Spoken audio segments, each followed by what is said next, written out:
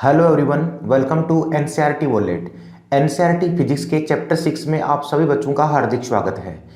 इससे पहले हम लोग एनसीईआरटी फिजिक्स के 5 टॉपिक कंप्लीट कर चुके हैं, जिसमें मात्रक पद्धतियाँ, भौतिक राशियाँ, गुरुत्वीय त्वरण, गुरुत्वाकर्षण के बल, बल एवं गति, ऐसे अपन ने मिलकर लगभग 5 टॉपिक कंप्लीट कर लिए हैं। आज का जो टॉपिक है ना, उस टॉपिक का नाम है प्रकृति के मूलभूत बल। ठीक है भाई, प्रकृति के मूलभूत बल। और प्रकृति के मूलभूत 4 मूलभूत बल होते हैं। प्रकृति के कितने मूलभूत बल होते हैं? 4 मूलभूत बल होते हैं। उसमें पहला जो बल है वो नाभिकीय बल है, दूसरा बल है वो दुर्बल बल है, तीसरा बल है वो गुरुत्वाकर्षण बल है, और चौथा बल है वो विद्युत चुंबकीय बल है। तो इस प्रकार से टोटल प्रकृति के कितने मूलभूत बल होते हैं? 4 मूलभूत बल होते हैं। एक चीज का आप लोग ध्यान रखना, ये जो चारों मूलभूत बल है ना, ये चारों मूलभूत बल आते हैं असंपर्क बल। ये ध्यान रखना आप लोग, ये चारों मूलभूत बल कौन से बल के अंतर्गत आते हैं? असंपर्क बलों के अंतर्गत आते हैं। अर्थात इनके लिए ये लगते तो दो वस्तुओं के बीच में ही हैं, लेकिन इनके लिए किसी भी वस्तु को दूसरी वस्तु से छूना आवश्यक नहीं है। ये मैंने आपको इससे पहले वाले वीडियो में बढ़िया तरीके से समझा दिया था कि बल 2 प्रकार के होते हैं, एक तो संपर्क बल होता है और एक असंपर्क बल होता है। संपर्क बल वो है जिसके लिए छूना आवश्यक हो, और असंपर्क बल वो है जिसके लिए छूना आवश्यक नहीं हो। तो संपर्क बल में अपन ने तनाव बल देखा था, प्रतिक्रिया बल देखा था, घर्षण बल देखा था। इस प्रकार से 4-5 बलों का अपन ने अध्ययन किया था इससे पहले वाले वीडियो में। ये जो 4 मूलभूत बल होते हैं ना, इससे संबंधित लगभग ज्यादा क्वेश्चंस नहीं बनाए हैं। टोटल जो है ना, मैंने लगभग 20 एमसीक्यू इसके लिए तैयार किए हैं। ठीक है भाई, 20 एमसीक्यू मैंने बनाए हैं। इन 20 एमसीक्यू में 11 तो क्वेश्चंस मैंने एनसीईआरटी से लिए हैं। ठीक है भाई, एनसीईआरटी किताब से लिए हैं, और इसके अलावा 9 जो क्वेश्चंस है ना, वो लिए हैं मैंने प्रीवियस ईयर के पेपर से। ठीक है भाई, प्रीवियस ईयर के पेपर से। तो इस प्रकार से 20 एमसीक्यू इसके मेरे टोटल बने हैं। ज्यादा एमसीक्यू इसके नहीं बन पाए हैं क्योंकि इसके ज्यादा क्वेश्चन पूछता भी नहीं है। कौन सा मजबूत बल है, कौन सा प्रकृति का सबसे कमजोर बल है, किसकी परास कितनी है, नाभिकीय बल किस किस के बीच में लगता है, ऐसे ही जनरल क्वेश्चन आज तक एग्जामिनर ने पूछे हैं, जो मैंने इस वीडियो में आपके लिए ले लिए हैं। इसके अलावा जो अगला वीडियो जो कल आएगा ना, उसमें मैं ध्यान रखना 2 बलों पर चर्चा करूंगा। वो इंपॉर्टेंट बल है दोनों के दोनों ही। एक का नाम है अपकेंद्रीय बल और एक का नाम है अभिकेंद्रीय बल। ठीक है ना, वो कल ही मैं आपके लिए वीडियो ला दूंगा। अपकेंद्रीय बल और एक का क्या नाम है? अभिकेंद्रीय बल। तो उनके भी लगभग मैंने 30-40 क्वेश्चंस आपके लिए बनाए हैं। जो आज तक के आए हुए हैं वो भी मैंने लिए हैं, प्लस जो नए एमसीक्यू बन सकते हैं वो भी मैंने आपके लिए लिए हैं। तो मैं शुरू कर रहा हूं पहले क्वेश्चंस के साथ। बिल्कुल बेसिक से चलते हैं साहब। पहला क्वेश्चन, प्रकृति के मूलभूत डैश बल होते हैं। कितने बल होते हैं प्रकृति के? बताओ भाई कमेंट करके। गुड इवनिंग भाई सभी को, गुड इवनिंग। गुड इवनिंग, आ जाओ भाई सभी, आ जाओ, गुड इवनिंग। शाबाश, सारे बच्चे सही बता रहे हो। प्रकृति के कितने मूलभूत बल होते हैं? 4 मूलभूत बल होते हैं। तो एक बार थोड़ी सी एनसीईआरटी की मैं आपको थ्योरी बता देता हूं। ठीक है, ये है एनसीईआरटी के अनुसार प्रकृति के 4 मूलभूत बल होते हैं। उसमें जो पहला बल है वो है नाभिकीय बल, इसे प्रबल बल भी कहते हैं, न्यूक्लियर फोर्स। ठीक है, दूसरा जो बल है उसका नाम है विद्युत चुंबकीय बल, इसे अपन इलेक्ट्रोमैग्नेटिक फोर्स कहते हैं। तीसरा जो बल है उसका नाम है वीक बल, क्षीण बल, इसे अपन वीक फोर्स भी कहते हैं। और चौथे बल का नाम, ये तीसरे नंबर का हो जाएगा, और चौथे नंबर का बल है गुरुत्वाकर्षण बल, ग्रेविटेशनल फोर्स। तो इस प्रकार से प्रकृति के टोटल कितने मूलभूत बल होते हैं भाई? 4 मूलभूत बल होते हैं। कितने मूलभूत बल होते हैं? 4 मूलभूत बल होते हैं। तो थोड़ी थोड़ी सी अपन जानकारी देख लेते हैं। जो एक चीज का ध्यान रखना, जैसे पहला बल है नाभिकीय बल, तो ये प्रोटॉन प्रोटॉन, न्यूट्रॉन न्यूट्रॉन और क्वार्क, प्रोटॉन से भी छोटे जो कण होते हैं ना, वो क्वार्क कण होते हैं। उनके बीच में जो लगता है ना, वो नाभिकीय बल है। आवेशित कणों के बीच में जो लगता है वो विद्युत चुंबकीय बल है। और रेडियो एक्टिव कणों के मध्य जो बल लगता है वो दुर्बल बल या क्षीण बल है। और कोई भी 2 पिंडों के मध्य जो बल लगता है ना, वो गुरुत्वाकर्षण बल है। तो ये होगी इसकी किन कणों के मध्य ये बल लग रहा है। इसको पूरी को समझ लो, यहीं से ही सारे क्वेश्चंस एग्जामिनर उठाता है और यहीं से ही सारे क्वेश्चंस एनसीईआरटी ने बना रखे हैं। अगर ये क्लियर होगी तो 20 में से एक भी क्वेश्चन आपका गलत नहीं होगा। लास्ट में मैं आपको स्क्रीनशॉट लेने दूंगा। तो बताओ, सबसे पहले बताओ, देखिए नाभिकीय बल किस किस के बीच में लगता है? क्वार्क और क्वार्क के बीच में, प्रोटॉन और प्रोटॉन के बीच में और न्यूट्रॉन के बीच में। तो मुझे एक बार दोबारा बोल के बताओ, आप साथ साथ बोलना, बोलो क्वार्क और क्वार्क के बीच, प्रोटॉन और प्रोटॉन के बीच और न्यूट्रॉन के बीच लगने वाला बल कौन सा है? नाभिकीय बल है, क्योंकि नाभिक में प्रोटॉन और न्यूट्रॉन ही है। ठीक है भाई, अगला देखो, अगला क्या है? आवेशित कणों के मध्य लगने वाला कौन सा है? विद्युत चुंबकीय बल।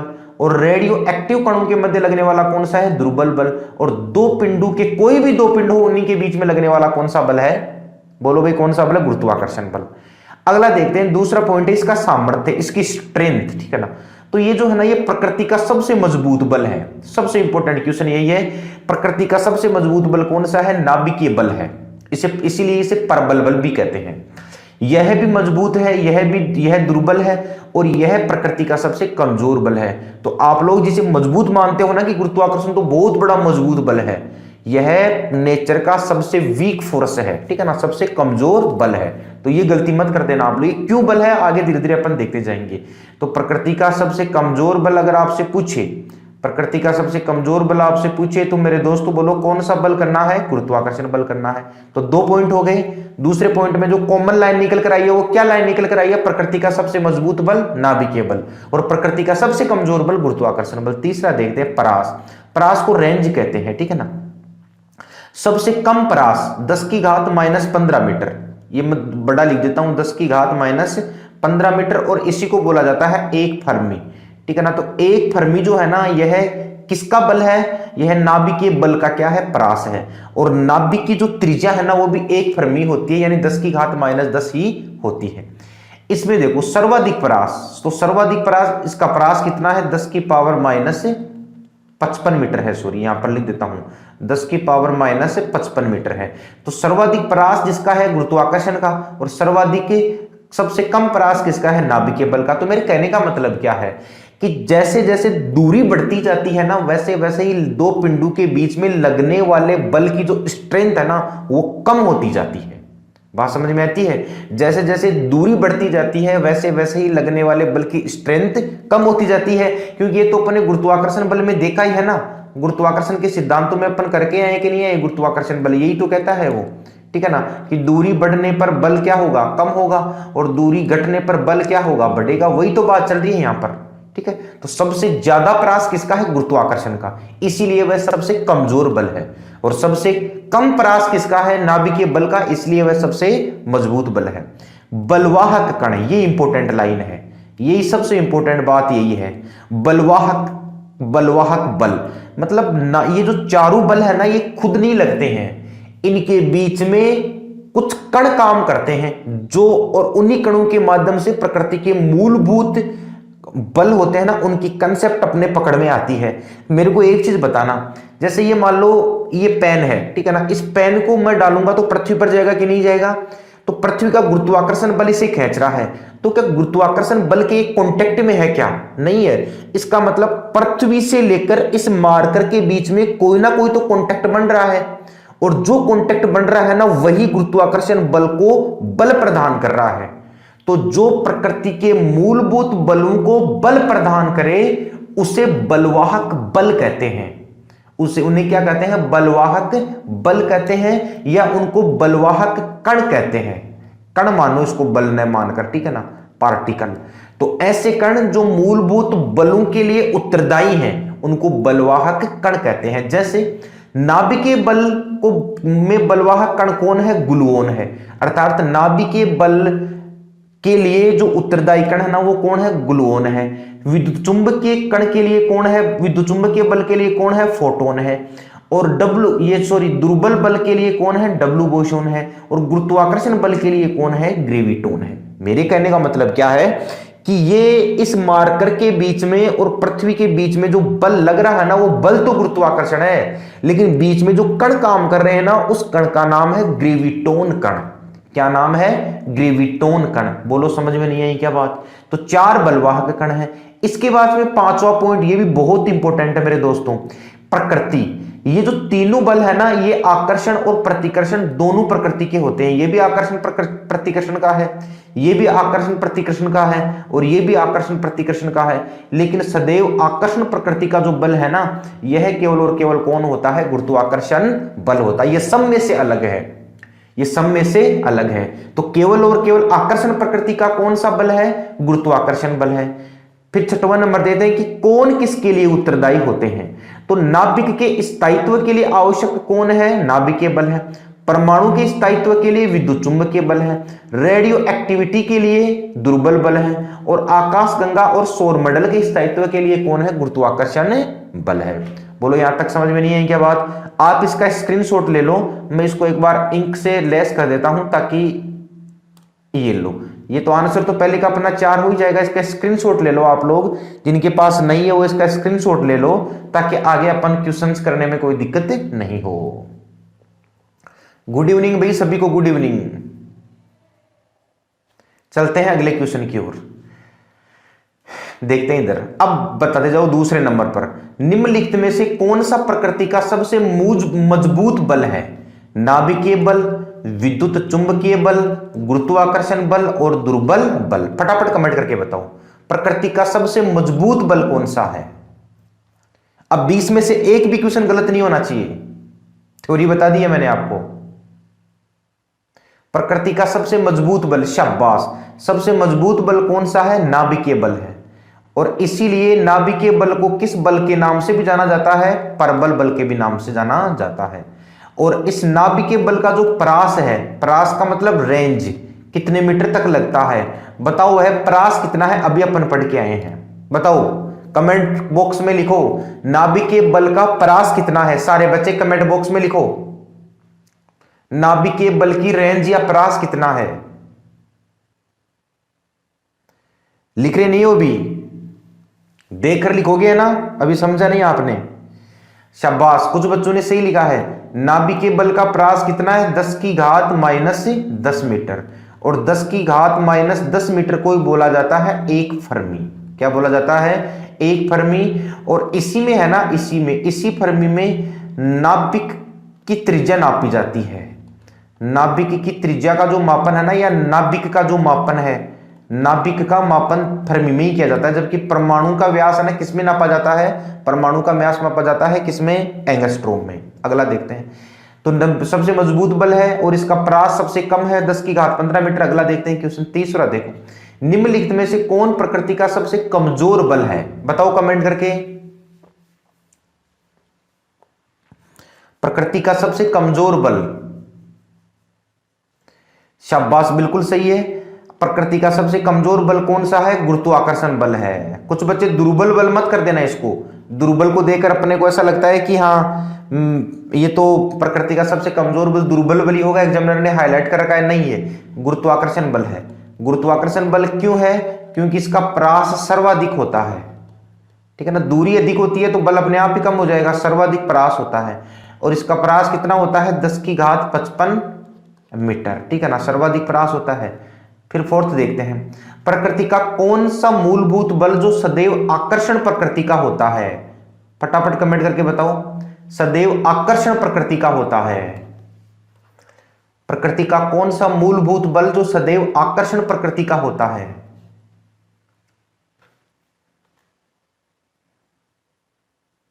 शाबाश, बिल्कुल सही है। केवल आकर्षण प्रकृति का कौन है? गुरुत्वाकर्षण बल है।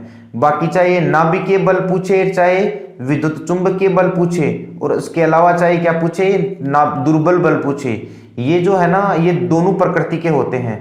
अर्थात इनकी आकर्षण भी होती है प्रकृति और इनकी प्रतिकर्षण भी होती है। तो आकर्षण और प्रतिकर्षण दोनों प्रकृति के होते हैं, यह है 3 बल। जबकि सदैव आकर्षण प्रकृति का कौन है? गुरुत्वाकर्षण बल है। चलते हैं अगला, 5वां क्वेश्चन देखो, निम्नलिखित कथनों पर विचार कीजिए गुरुत्वाकर्षण बल के संदर्भ में। यह बल कोई भी 2 पिंडों के मध्य लगता है।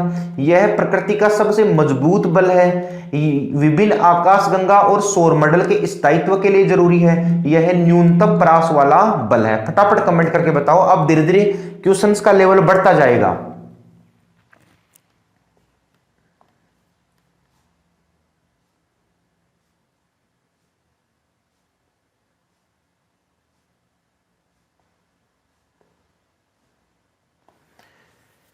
बिल्कुल सही है। कुछ बच्चों का देखो, किन्हीं भी 2 पिंडों के मध्य लगता है, क्या ये सही है? तो पहला कथन सही है, प्रकृति का सबसे मजबूत बल नहीं है सर।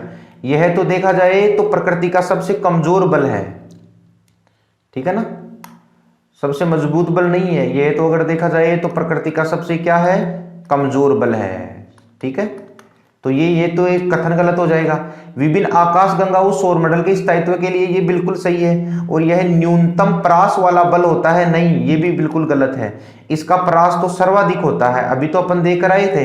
तो यह न्यूनतम परास वाला नहीं है, यह सर्वाधिक परास वाला बल है। यह सर्वाधिक परास वाला क्या है भाई, बल है। और इसका परास मैंने बताया था कितना होता है, 10 की घात माइनस 55 मीटर। तो केवल मतलब पहला और तीसरा कथन सही है, तो ये इसका राइट आंसर आ जाएगा। करीब करीब बच्चों ने सही दिया है, बिल्कुल सही बात है, वेरी गुड। चलते हैं अगले क्वेश्चन की ओर। गुरुत्वाकर्षण बल का परास कितना होता है, गुरुत्वाकर्षण बल का परास बताओ भी फटाफट। गुरुत्वाकर्षण बल का परास कितना होता है, 10 की घात माइनस 15, 10 की घात माइनस 55, 10 की घात 55 और 10 की घात माइनस 5।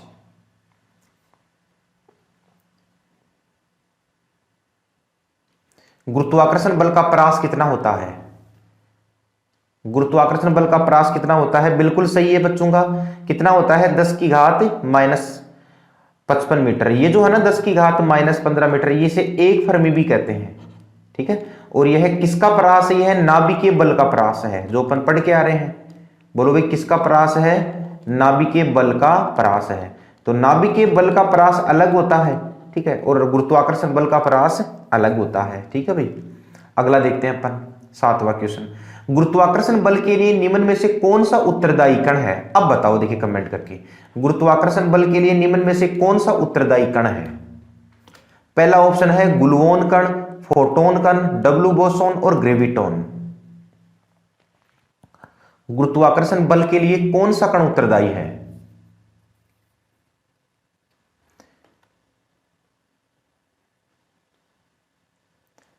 सही बता रहे हो। गुरुत्वाकर्षण बल के लिए कौन सा है, ग्रेविटोन हो जाएगा। ग्रेविटी से ग्रेविटोन से ग्रेविटी बनी है।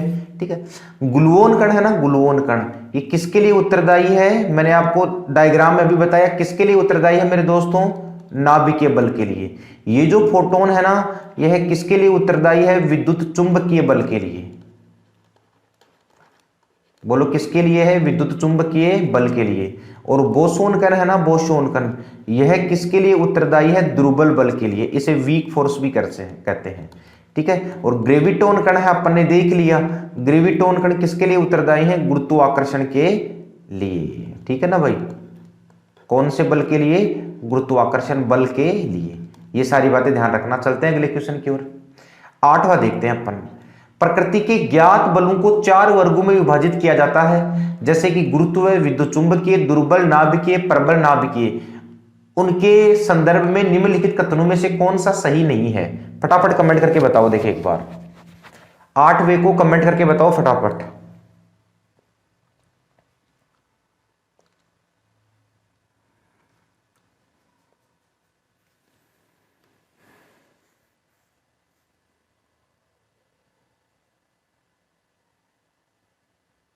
देखते हैं इधर, ये एनसीईआरटी से लिया है मैंने, एनसीईआरटी की 11th की किताब से क्वेश्चन लिया है मैंने। ठीक है, एनसीईआरटी 11th से लिया है मैंने ये। विद्युत चुंबकीय सिर्फ विद्युत आवेश कणों के मध्य है। देखो कौन सा कथन सही नहीं है पूछा है, तो विद्युत आवेश के बीच में लग रहा है, बिल्कुल सही है। दुर्बल नाभिकीय बल, दुर्बल नाभिकीय बल सिर्फ विद्युत आवेश कणों पर कार्य क्रिया करता है। भाई विद्युत चुंबकीय सिर्फ विद्युत आवेश, बिल्कुल सही है, विद्युत आवेश के बीच में लगता है, यह विद्युत आवेश कणों पर लगता है, बिल्कुल सही है। प्रबल नाभिकीय बल परमाणु के केंद्रक में प्रोटॉन और न्यूट्रॉन को धारित किए रखता है। और गुरुत्व चारों में से सबसे प्रबल बल है। देखो वैसे ही उत्तर दिख गया अपने को, चारों में से सबसे प्रबल बल थोड़ा ये तो सबसे दुर्बल बल है, सबसे कमजोर बल है। ऐसे क्वेश्चन जो आते हैं ना, उसमें से एक क्वेश्चन, एक आंसर आपको 100 में से 100% पकड़ में आ जाएगा, अगर आपने थोड़ा बहुत भी पढ़ रखा है तो उसके बारे में। ठीक है ना, इसलिए ऐसे क्वेश्चन से डरा मत करो। अब देखो इसमें, इस क्वेश्चन को जरा समझना। इसमें एक तो कौन सा बल है, गुरुत्व बल है, एक विद्युत चुंबकत्व बल है, एक दुर्बल बल है, दुर्बल नाभिकीय और प्रबल नाभिकीय। तो इसने नाभिकीय बल को ही 2 प्रकार से बताया है, एक तो दुर्बल नाभिकीय और एक प्रबल नाभिकीय। तो मैं एक चीज आपको और बता दूं कि जो नाभिकीय बल होता है ना, नाभिकीय बल, इसे न्यूक्लियर फोर्स भी बोलते हैं। ये नाभिकीय बल भी वास्तव में 2 प्रकार का होता है, इसको थोड़ा सा ध्यान से समझ लेना। नाभिकीय बल भी 2 प्रकार का होता है, एक तो दुर्बल नाभिकीय बल और यह प्रबल नाभिकीय बल। दुर्बल नाभिकीय बल और एक प्रबल नाभिकीय बल, दुर्बल और प्रबल। अब इधर देखो जरा, दुर्बल नाभिकीय बल दूसरे ऑप्शन पर चर्चा है, सिर्फ विद्युत आवेश कणों पर क्रिया करता है, और प्रबल नाभिकीय बल प्रोटॉन और न्यूट्रॉन को धारित किए रखता है। अर्थात ये जो प्रबल नाभिकीय बल है ना, यह किस किस के बीच लगता है, प्रोटॉन और न्यूट्रॉन के बीच। और दुर्बल नाभिकीय जो बल है यह लगता है विद्युत आवेश कणों के मध्य। ठीक है भाई, विद्युत आवेश कणों के मध्य है, विद्युत आवेश कणों के मध्य। तो विद्युत आवेश कणों के मध्य लगने वाला बल कौन सा है, दुर्बल नाभिकीय बल है, ये ध्यान रखना, ये इंपॉर्टेंट है ये। ठीक है, ये वेरी वेरी इंपॉर्टेंट है। चलते हैं अगले क्वेश्चन की ओर। परमाणु में नाभिक के स्थायित्व के लिए आवश्यक बल कौन सा है, प्रबल बल, विद्युत चुंबकीय बल, गुरुत्वाकर्षण बल और दुर्बल बल। बताओ भाई कमेंट करके। परमाणु में नाभिक के स्थायित्व के लिए, परमाणु में नाभिक के स्थायित्व के लिए, बिल्कुल सारे बच्चे सही बता रहे हो, थोड़ा सा एक दो बच्चे गलत बता रहे। देखो, नाभिक के स्थायित्व के लिए कौन आवश्यक है, आप कहोगे कि सर नाभिक के स्थायित्व के लिए तो नाभिकीय बल आवश्यक है। बिल्कुल आपकी बात सही है, नाभिकीय बल आवश्यक है। तो यह नाभिकीय बल ही तो प्रकृति का सबसे मजबूत बल है, तो इसीलिए इसे क्या कहते हैं, प्रबल बल भी कहते हैं। तो प्रबल बल भी बोल सकते हैं और नाभिकीय बल भी बोल सकते हैं। सिर्फ वही तो चेंज किया है इसने, शब्दावली तो चेंज किया, टर्मिनोलॉजी तो और कोई चेंज थोड़ा ना किया इसने। देखते हैं अपन 10वें क्वेश्चन की ओर। नाभिकीय बल का प्रास डैश होता है, 10 की घात -15, 10 की घात -55, 10 की घात 55 और 10 की घात -5। बताओ कमेंट करके। नाभिकीय बल का प्रास होता है,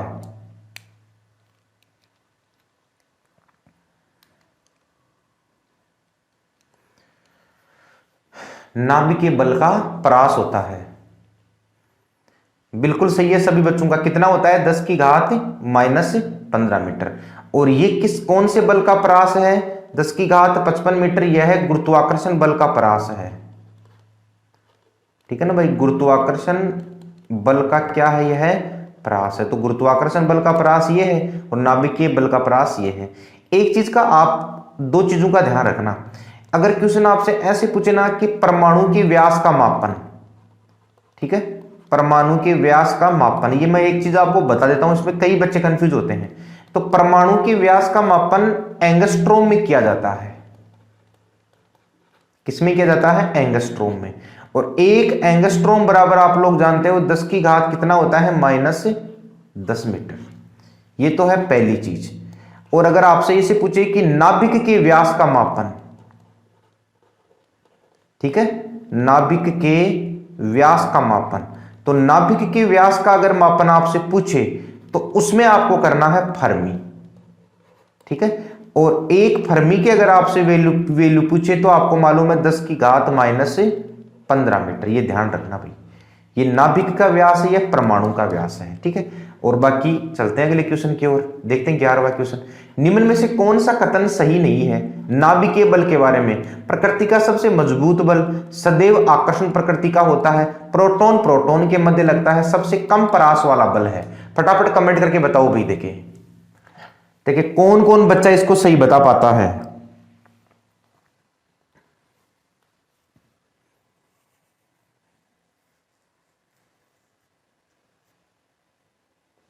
नाभिकीय बल से संबंधित कौन सा कथन सही नहीं है। सही है, बच्चे सही बता रहे हैं। प्रकृति का सबसे मजबूत बल है, सही है। सदैव आकर्षण प्रकृति का होता है, ये बिल्कुल गलत है सर। ठीक है ना, यह आकर्षण प्रकृति का नहीं होता, यह तो दोनों ही प्रकृतियां रखता है, आकर्षण और प्रतिकर्षण। ये मैंने बताया था कि नहीं बताया था, आकर्षण और प्रतिकर्षण। सदैव आकर्षण प्रकृति का जो बल है ना, वो तो केवल एक ही बल होता है और उसे बोला जाता है गुरुत्वाकर्षण बल। बोलो भाई कौन सा बल, गुरुत्वाकर्षण बल। ठीक है ना, यह प्रोटॉन प्रोटॉन के मध्य लगता है, बिल्कुल सही है। प्रोटॉन प्रोटॉन के मध्य सबसे कम परास वाला है, बिल्कुल सही है। और परास होता कितना है, 10 की घात -15 मीटर। ठीक है ना, चलते हैं अगले क्वेश्चन की ओर। 12वां क्वेश्चन क्या कहता है साहब, नाभिकीय बल के लिए निम्न में से कौन उत्तरदायी कण है, नाभिकीय बल कौन प्रदान करता है। बताओ, मैंने बताया था शुरू में, क्लास शुरू की थी तब मैंने बताया था इस चीज को, इसलिए फिक्स 8 बजे आ जाया करो, आप लोग लेट हो जाते हो। नाभिकीय बल के लिए कौन उत्तरदायी कण है? नाभिकीय बल के लिए कौन उत्तरदायी कण है? कुछ बच्चे बिल्कुल सही बता रहे हैं, नाभिकीय बल के लिए जो उत्तरदायी कण है ना, उस उत्तरदायी कण का क्या नाम है? गुलवोन कण है। फोटोन कण किसके लिए उत्तरदायी है? फोटोन कण किसके लिए उत्तरदायी है? विद्युत चुंबकीय बल के लिए। एक बार फिर बता देता हूं, मैं बार बार लिखता हूं, बार बार रिपीट करता हूं ताकि आपके याद हो जाए। डब्ल्यू बोसोन कण है ना, यह किसके लिए उत्तरदायी है? दुर्बल बल के लिए, वीक फोर्स के लिए। और ग्रेविटोन है ना सर, ये ग्रेविटोन किसके लिए उत्तरदायी है? गुरुत्वाकर्षण बल के लिए। ठीक है, ये सारी बातें ध्यान रखना। 13वें में देखते हैं, नाभिकीय बल परबल बल की प्रकृति कैसी होती है? आकर्षण, प्रतिकर्षण, दोनों और कोई नहीं? फटाफट कमेंट करके बताओ, नाभिकीय बल परबल बल की प्रकृति कैसी होती है? नाभिकीय बल परबल बल की प्रकृति कैसी होती है? बिल्कुल सही है, दोनों ही प्रकृतियां रखता है ये, ठीक है ना भाई। प्रकृति के जो 4 मूलभूत बल है ना, उसमें केवल आकर्षण प्रकृति का तो एक ही है। प्रकृति के 4 मूलभूत बलों में केवल आकर्षण प्रकृति का तो एक ही बल है, और जो आकर्षण प्रकृति का बल है उसका क्या नाम है? गुरुत्वाकर्षण बल। बाकी सारे के सारे आकर्षण और प्रतिकर्षण दोनों प्रकृतियों के बल हैं। अगला देखते हैं, ये इंपॉर्टेंट क्वेश्चन लगा लेना भाई। विद्युत चुंबकीय बल गुरुत्वाकर्षण बल से लगभग डैश गुना अधिक शक्तिशाली है। ये बिल्कुल लगा लेना, इंपॉर्टेंट लगा लेना इस क्वेश्चन को। विद्युत चुंबकीय बल गुरुत्वाकर्षण बल से कितना गुना अधिक शक्तिशाली है? अधिक शक्तिशाली तो है, बिल्कुल है, तो कितना गुना अधिक शक्तिशाली है?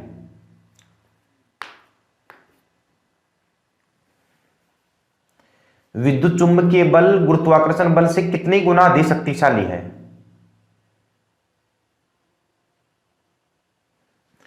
देखो कितने गुना अधिक शक्तिशाली है? 10 की घात 36 गुना।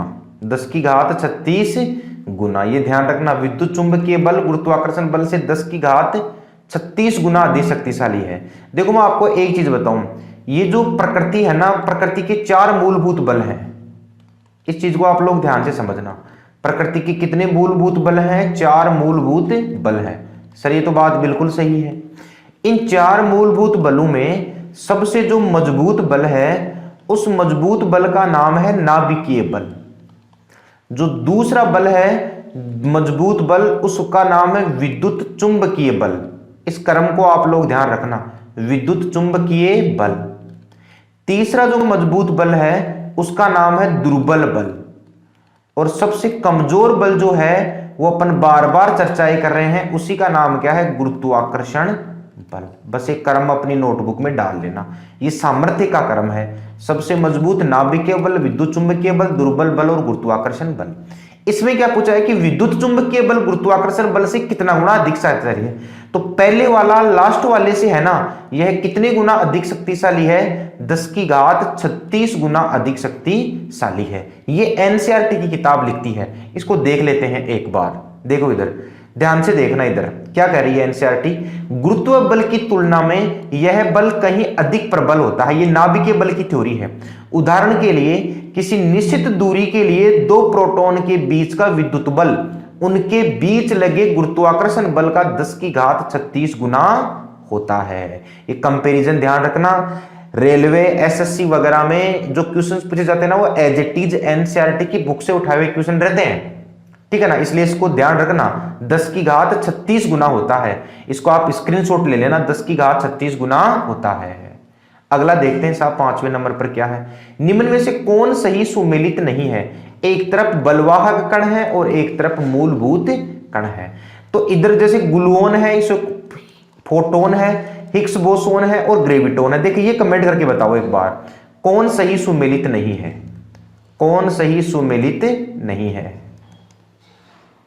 गलत मत करना भाई, 15 में कमेंट करके बताना कौन सही सुमेलित नहीं है।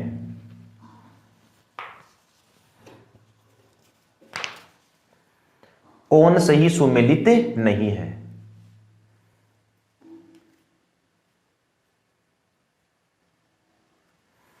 बिल्कुल, कुछ बच्चे बिल्कुल सही बता रहे हैं। नाभिकीय बल के लिए गुलुओन कण लगाता है, विद्युत चुंबकीय बल के लिए बलवाहक कण कौन है, फोटोन है।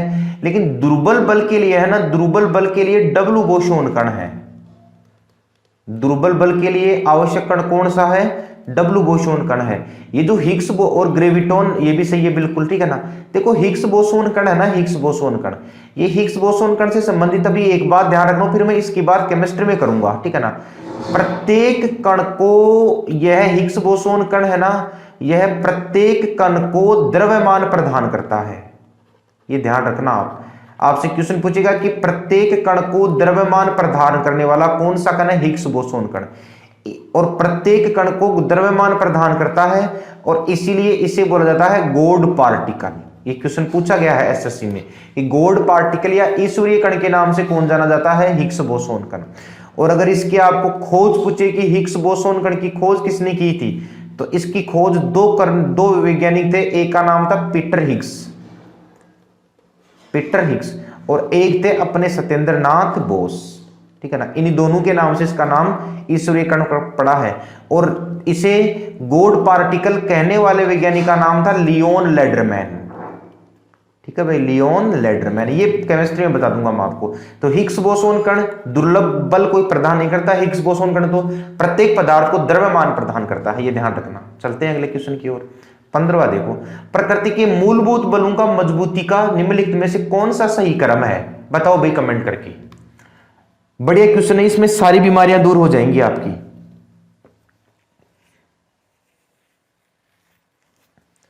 प्रकृति के मूलभूत बलों में मजबूती का सही क्रम बताओ, सबसे मजबूत कौन है और सबसे कमजोर कौन है।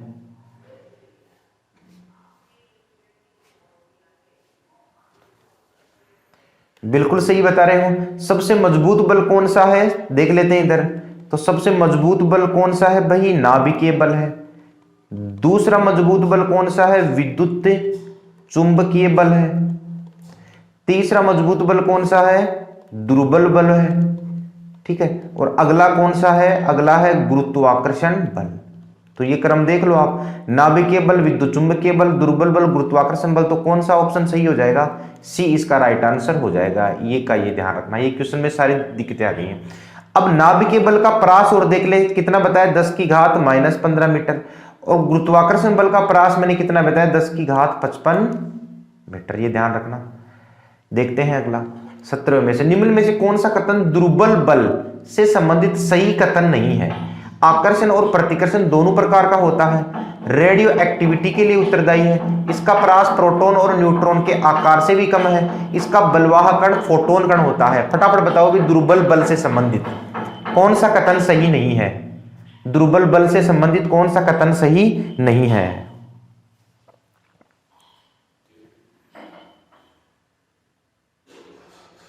दुर्बल बल से संबंधित कौन सा कथन सही नहीं है, ध्यान देना बिल्कुल। कुछ बच्चे बिल्कुल सही बता रहे हैं, यह आकर्षण और प्रतिकर्षण दोनों ही प्रकार का होता है, बात सही है। रेडियो एक्टिविटी के लिए उत्तरदायी है, बिल्कुल सही है। इसका परास प्रोटॉन और न्यूट्रॉन के आकार से भी कम होता है, बिल्कुल सही है। प्रोटॉन और न्यूट्रॉन से भी बिल्कुल कम होता है, बिल्कुल सही है। इसका बलवाहक कण फोटोन कण होता है, फोटोन कण इसका बलवाहक कण नहीं है सर। फोटोन कण है ना, वो किसका बलवाहक है, विद्युत चुंबकीय बल का। विद्युत चुंबकीय बल को कौन प्रदान करता है, फोटोन। ये अपन ने बात की नहीं की। तो सर फिर इस दुर्बल बल को कौन प्रदान करता है, तो मैंने आपको कितनी बार बताया कि दुर्बल बल को जो बलवाहक कण है, उस बलवाहक कण का नाम है डब्ल्यू बोसोन कण, डब्ल्यू बोसोन कण, ठीक है भाई। देखो अगला 18 में देखो, निम्न में से कौन सा एक क्षयकारी बल है। इंपोर्टेंट लगा देना इस क्वेश्चन को, रेलवे में क्वेश्चन आया हुआ है, ये रेलवे में आया हुआ क्वेश्चन है। निम्न में से कौन एक क्षयकारी बल है, गुरुत्वीय बल, घर्षण बल, चुंबकीय बल, स्थिर विद्युत बल, कौन एक क्षयकारी बल है, बताओ भाई, देख कमेंट करके।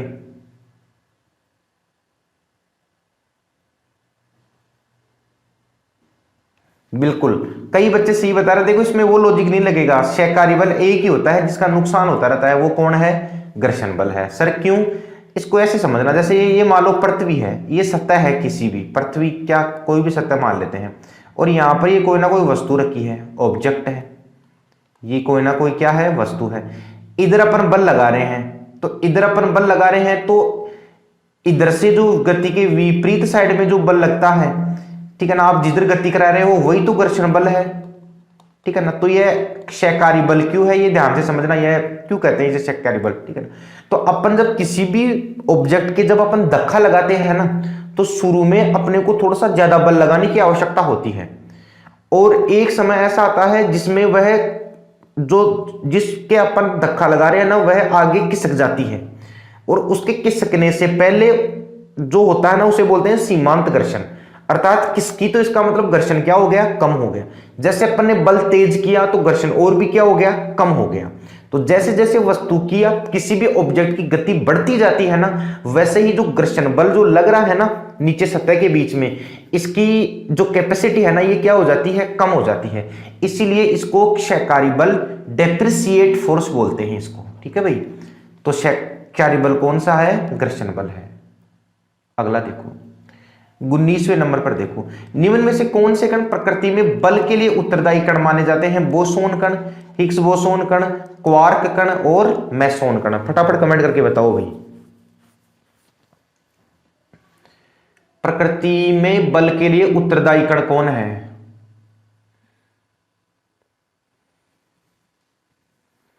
देखो इधर ध्यान देना, इसका आंसर क्या आ जाएगा, बोसोन कण आ जाएगा। हिग्स बोसोन कण क्या होते हैं, हिग्स बोसोन कण तो प्रत्येक पदार्थ को द्रव्यमान प्रदान करते हैं, ठीक है ना। किसी भी पदार्थ को क्या प्रदान करते हैं, द्रव्यमान प्रदान करते हैं, ठीक है। इनको गोल्ड पार्टिकल भी कहते हैं, मैंने अभी बताया आपको, गोल्ड पार्टिकल भी कहते हैं। अगला देखते हैं, ये लास्ट क्वेश्चन आपके लिए 20वें नंबर पर, डैश के विनिमय से प्रकृति में बल उत्पन्न होता है। किसके विनिमय से बल उत्पन्न होता है, बोसोन कण के विनिमय से बल उत्पन्न होता है। अब जरा इसको देख लो एक बार, क्वार्क कण क्या होते हैं। ये क्वार्क कण के लिए मैंने एनसीईआरटी में एक परिभाषा ढूंढी है आपके लिए। तो देखो इलेक्ट्रॉन ये देखो यहां से, हाल ही में हुए विकासों से यह सूचित किया जाता है कि प्रोटॉन और न्यूट्रॉन और भी कहीं अधिक मूल अवयवों, जिन्हें क्वार्क कहते हैं, से मिलकर बने होते हैं। अर्थात इस लाइन का मतलब यह है कि प्रोटॉन और न्यूट्रॉन है ना, यह किससे मिलकर बने हैं, क्वार्क कणों से मिलकर बने हैं, ठीक है ना। पर क्वार्क कणों से कौन मिलकर बना है, प्रोटॉन और न्यूट्रॉन मिलकर बने हैं। तो आप क्वेश्चन आपसे ये आ सकता है कि प्रोटॉन और न्यूट्रॉन है ना, निम्न में से किन कणों से मिलकर बने होते हैं, तो ये क्वार्क कणों से मिलकर बने होते हैं। तो आज अपने प्रकृति के मूलभूत टोटल 20 MCQ लिए थे। कल की जो क्लास होगी ना, कल की क्लास होगी, उसमें मैं 2 प्रकार के बल लूंगा, एक तो अभिकेंद्रीय बल लूंगा, ठीक है, और अभिकेंद्रीय बल के अलावा एक लूंगा मैं अपकेंद्रीय बल। ये ध्यान रखना भाई, अभिकेंद्रीय बल और अपकेंद्रीय बल, इसके लगभग मैंने 30 से 40 क्वेश्चन आपके लिए तैयार किए हैं, ठीक है। इस वीडियो में भी मैं विकेंद्रीय बल को और अपकेंद्रीय बल को डाल देता, लेकिन फिर वो जैसे 30-40 मिनट का तो वीडियो बन ही जाता है, और उसके बाद में फिर वो 1-1.5 घंटे से ज्यादा वीडियो हो जाता है, तो फिर आप लोग चले भी जाते हो। प्लस उसमें दूसरा ये भी है कि बच्चों का नेट भी खर्च हो जाता है, अपन सब जानते हैं। तो ये मिलेंगे अपन कल विकेंद्रीय बल और अपकेंद्रीय बल के साथ। तब तक के लिए धन्यवाद, गॉड ब्लेस यू।